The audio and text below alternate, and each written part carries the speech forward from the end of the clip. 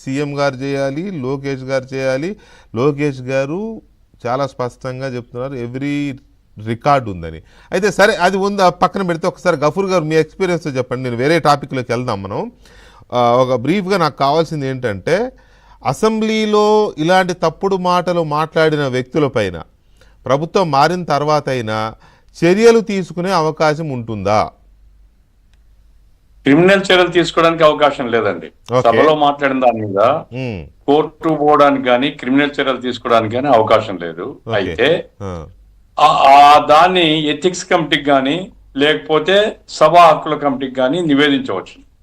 సభా హక్కులు అంటే ఎవరు మెజార్టీ ఉంటారో వాళ్ళ సభ్యులే మెజార్టీ ఉంటారు, వాళ్ళు తీర్మానం చేస్తారు.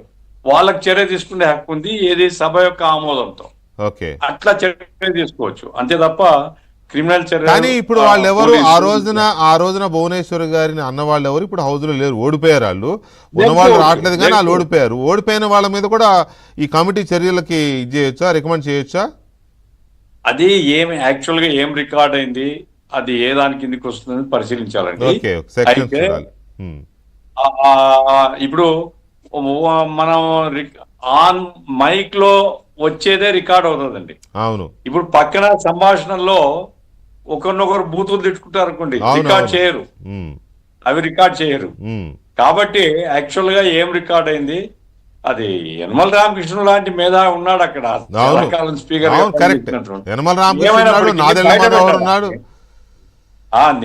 నాదెళ్ల మనోహర్ కంటే యనమల రామకృష్ణ గారు రూల్ పొజిషన్ సీనియర్, ఎక్స్పీరియన్స్ ఉంది.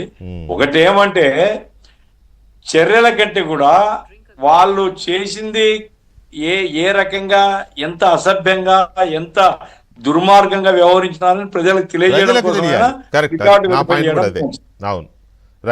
ఆ రకంగా రికార్డ్ చేసి ఫ్యాక్ట్స్ ఏదో ప్రెస్ మీట్ పెట్టి వాళ్ళకు ఆడియో పెట్టేస్తే, ఆడియో కానీ వీడియో కానీ ఉంటే పెట్టేస్తే అది వింటారు, ఎవరి నిర్ణయం వాళ్ళు తీసుకుంటారు. రైట్. గఫూర్ గారు, ఇక్కడ మనం దీన్ని మాట్లాడుతూనే ఒక చరిత్ర